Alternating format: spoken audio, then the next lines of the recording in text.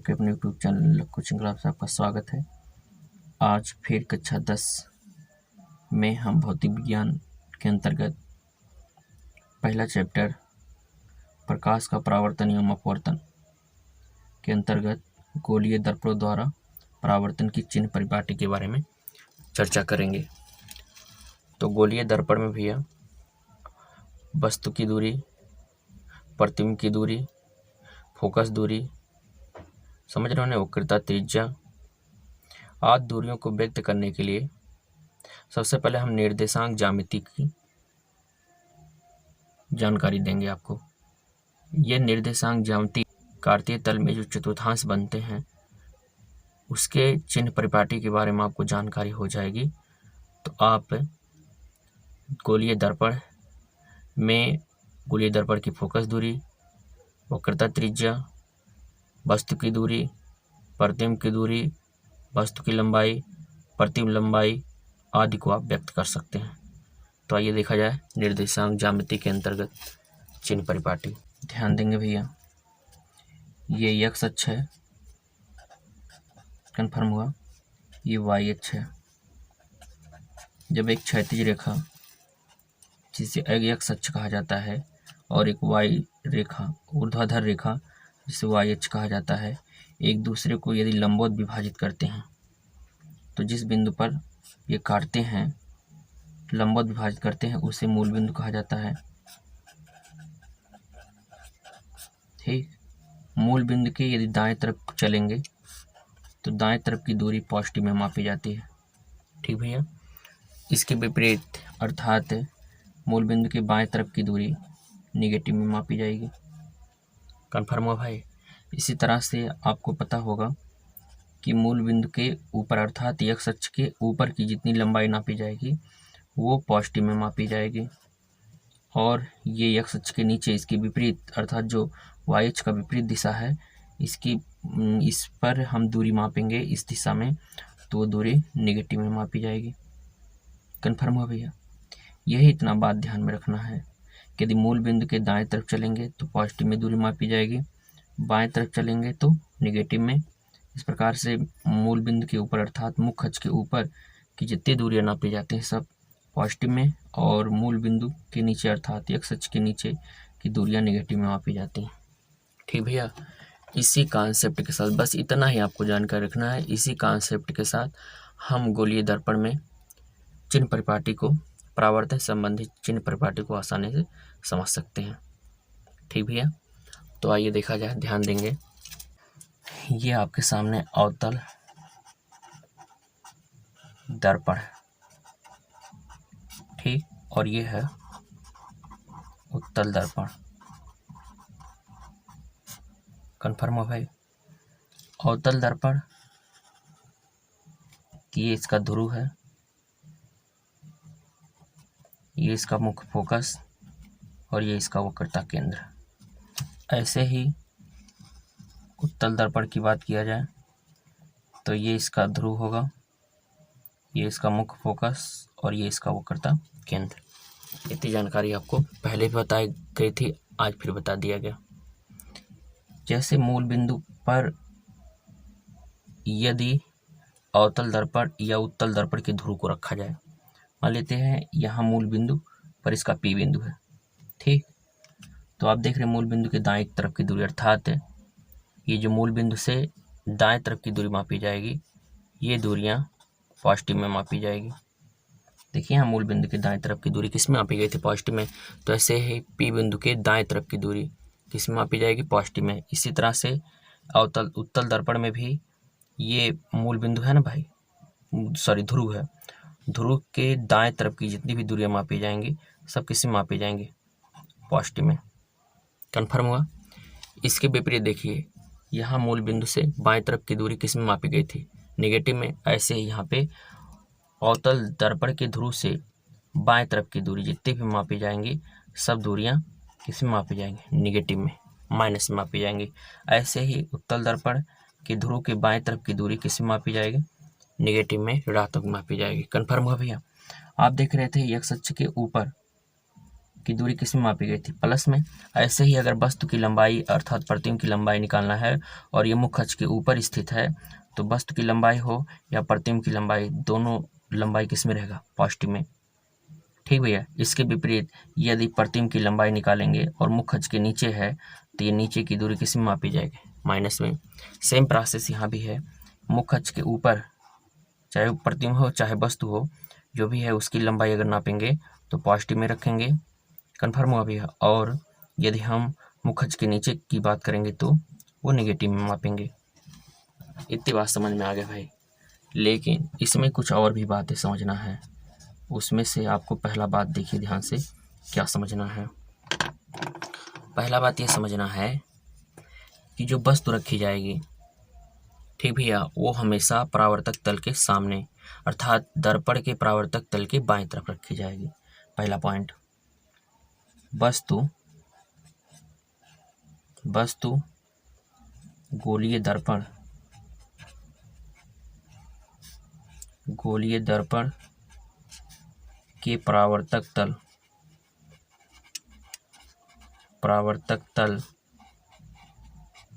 के सामने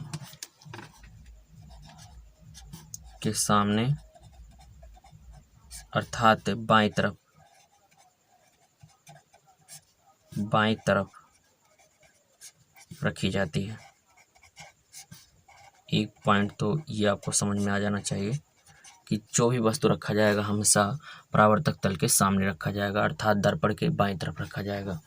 कन्फर्म हुआ भाई। दूसरी बात आप समझिए, पहला पॉइंट हो गया, दूसरी बात समझना है। क्या भाई दूसरी क्या बात है, ध्यान देंगे। प्रकाश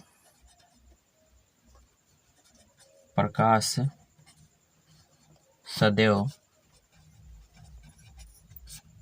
बाएं दिशा से या बाईं ओर से दाईं ओर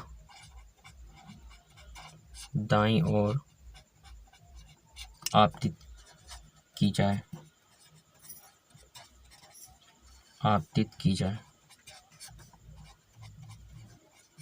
कन्फर्म हुआ। जो भी प्रकाश आप आपतित मतलब इसे प्रकाश किरणें आपतित करेंगे वो बाएं दिशा से दाएं की ओर होना चाहिए अर्थात ये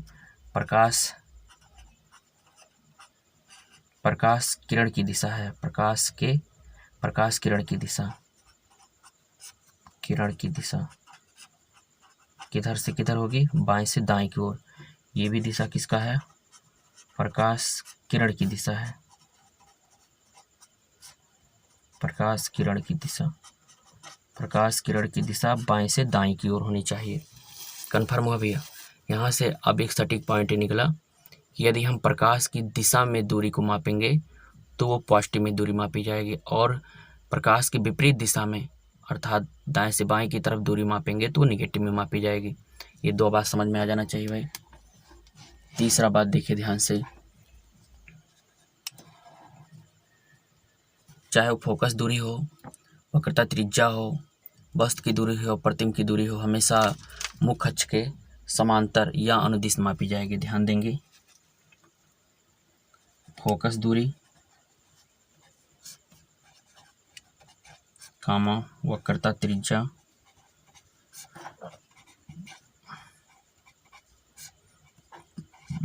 वस्तु की दूरी,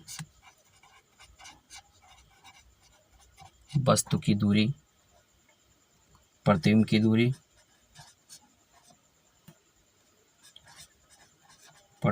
की दूरी सदैव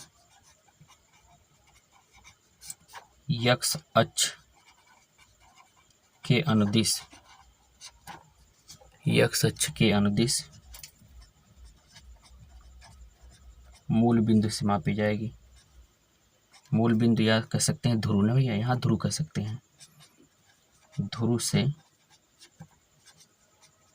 मापी जाएगी। ये बात आपको समझ में आ जाना चाहिए। मतलब जो भी दूरी मापी हो, चाहे वो वस्तु की दूरी हो, प्रतिबिंब की दूरी हो, फोकस दूरी हो, वक्रता त्रिज्या, जो भी दूरी है वो हमेशा ध्रुव से मापी जाएगी और x अक्ष के अनुदिश मापी जाएगी। कन्फर्म हो इतनी बात भाई। इसमें आपको कोई दिक्कत नहीं होना चाहिए भाई।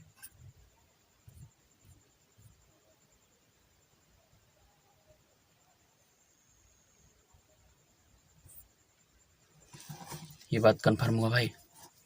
देखिए आगे कुछ बातें आप समझिए। यहाँ लिख देते हैं, वस्तु की दूरी सदैव निगेटिव में रखी जाएगी। पहली बात, वस्तु की दूरी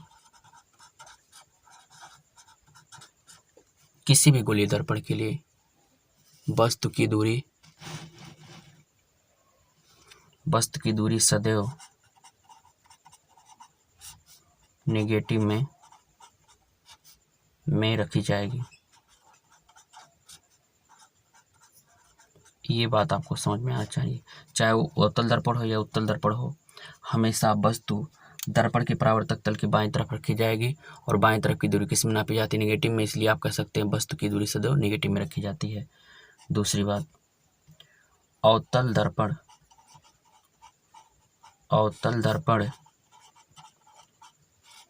की फोकस दूरी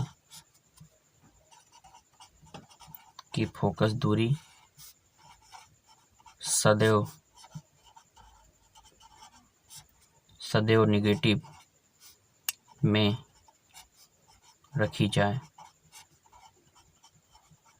कंफर्म हुआ भाई?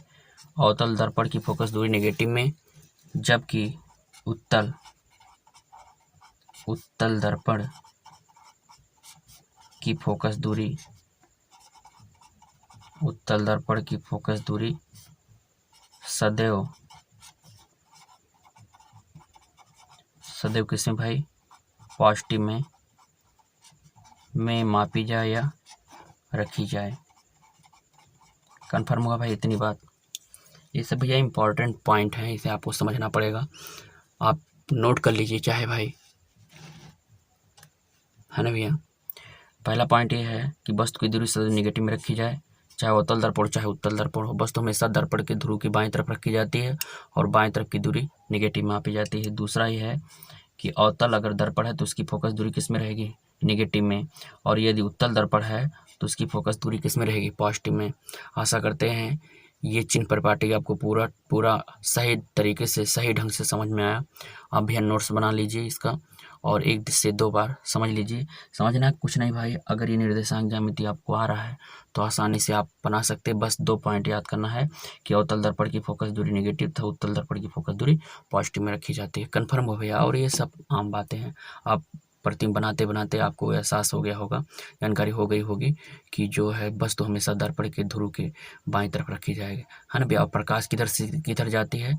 हमेशा बाएं से दाएं की दिशा की ओर जाती है। तो ये सब कुछ कॉमन बातें हैं जिसे हम प्रतिबिंब बना के अभ्यास करके हमें जानकारी पूरी अच्छे तरीके से हो गई है।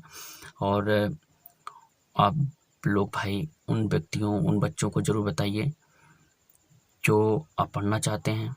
आप भी लीजिए लाभ और उनको भी बताइए, वो भी लाभ लें, ठीक भैया। और अपनी इस जर्नी को आगे बढ़ाएं। आगे की वीडियो में फिर मिलेंगे, तब तक के लिए जय हिंद दोस्तों।